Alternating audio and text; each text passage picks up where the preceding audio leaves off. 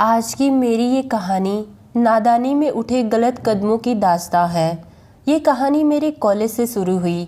मेरी सबसे अच्छी दोस्त नैना और मैं एक ही कॉलेज में पढ़ते थे। जिस दिन नैना कॉलेज नहीं आती तो मुझे फ़ोन करके बता देती, तो उस दिन मैं भी कॉलेज से छुट्टी कर लेती। हम दोनों एक दूसरे के घर आते जाते थे। मैं एक मिडिल क्लास फैमिली से बिलोंग करती थी। मेरे 2 भाई और मेरी एक बहन थी। मैं घर में सबसे छोटी थी। मेरे दोनों भाई और मेरे बहन की शादी हो चुकी थी। घर में शादी के लिए मैं ही बाकी थी। वैसे भी मैंने सोच लिया था कि शादी करूँगी तो अपनी पसंद की करूँगी। कभी कभी इस बात को जब मैं अपनी बड़ी बहन के साथ शेयर करती तो वो मुझे डांट देती, कहती, पागल, देखना नादानी में कोई गलत कदम ना उठा बैठना। उनके इस बातों को मैं हंसकर टाल देती। कुछ दिन यूं ही गुजरते गए। एक दिन नैना और मैं कॉलेज में थे, तभी अचानक किसी ने आकर खबर दी कि नैना का चचेरा भाई उसे लेने आया है। उसके दादाजी कई दिनों से बीमार थे और अचानक उनकी डेथ हो गई। ये सब सुनकर मैं भी नैना के साथ नैना को छोड़ने गेट तक गई, पर जब मैंने उसके चचेरे भाई को देखा तो देखते ही रह गई। वाकई में वो बहुत खूबसूरत था, एकदम मेरे सपनों के राजकुमार की तरह। जब मैंने उसे देखा तो देखती ही रह गई, बल्कि यूं कहें कि पहली नज़र में ही मैं उसे अपना दिल दे बैठी। नैना तो अपने घर चली गई थी, पर मेरा भी दिल कॉलेज में नहीं लग रहा था।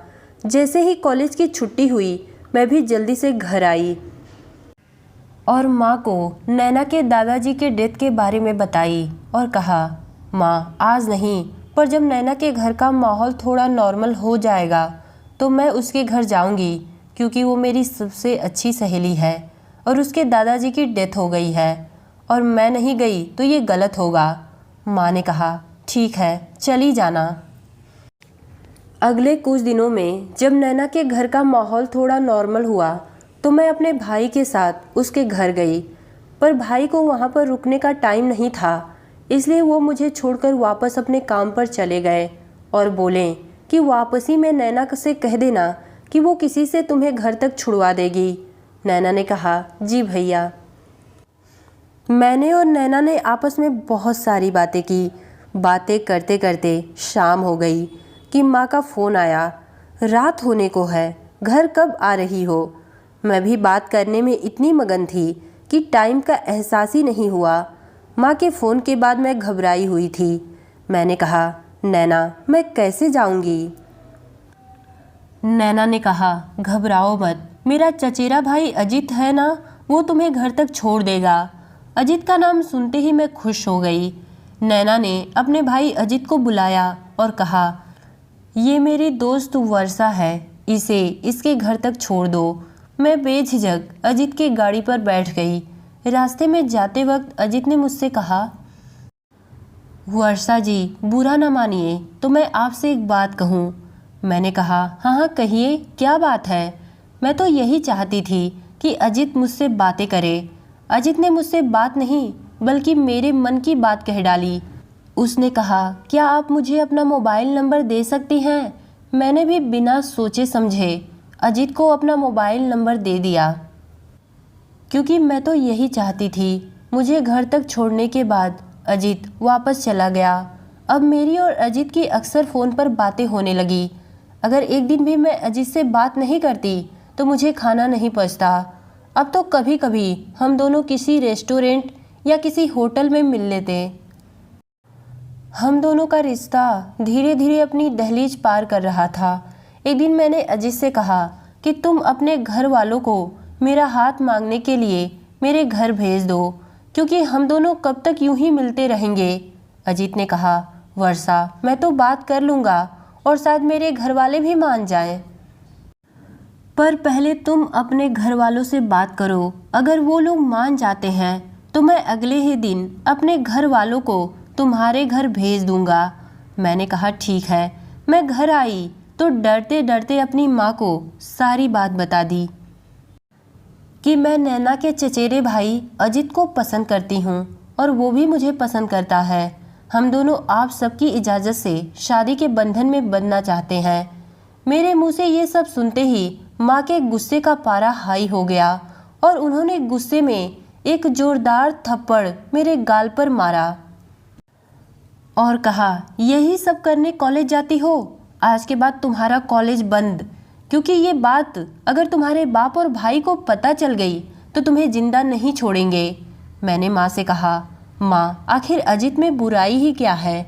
माँ ने कहा, बुराई कुछ भी नहीं है, बस वो हमारी जाति का नहीं है और हमारे समाज में दूसरी जाति में शादी नहीं होती।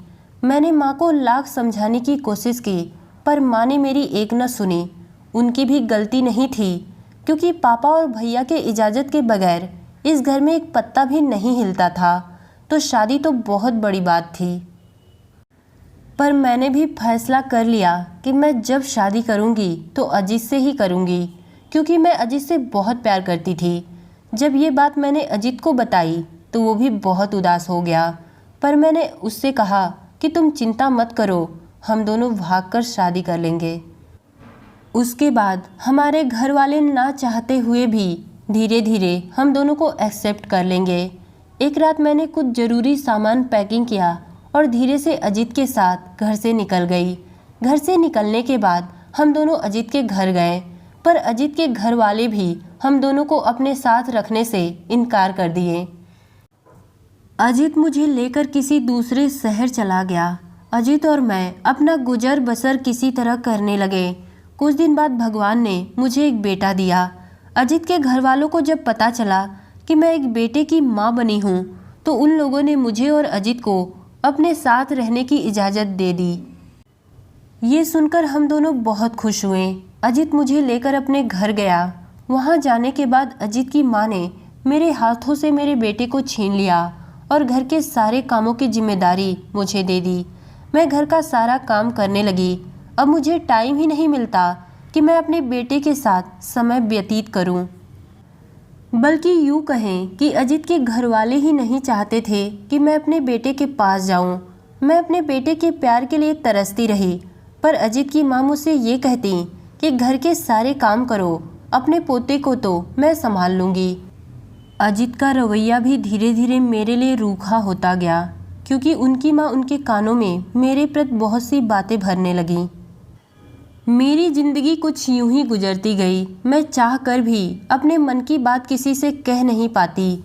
मायके वालों ने तो मुझसे नाता रिश्ता उसी दिन तोड़ दिया था जिस दिन मैंने अपने घर से कदम निकाला था। ना मैं घर की थी ना घाट की। आज मेरी जिंदगी अजीत के घर में सिर्फ और सिर्फ एक नौकरानी की तरह थी।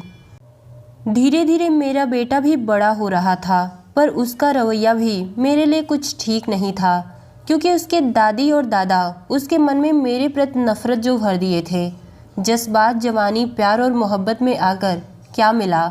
मेरा एक गलत फैसला मुझे ज़िंदगी भर पछताने को मजबूर कर दिया। लड़की एक बार अपने घर की दहलीज पार कर ले तो उसे दुनिया में कोई जगह नहीं मिलती। घर से भागी हुई लड़की की कोई कदर नहीं करता, चाहे उसका मायका हो या ससुराल। इसलिए अपने माँ बाप की कदर करें और कोई भी कदम उठाने से पहले 1000 बार सोचें। एक गलत कदम इंसान को ज़िंदगी भर रोने को मजबूर कर देता है। तो दोस्तों, ये कहानी आपको कैसी लगी कमेंट में बताइएगा। धन्यवाद।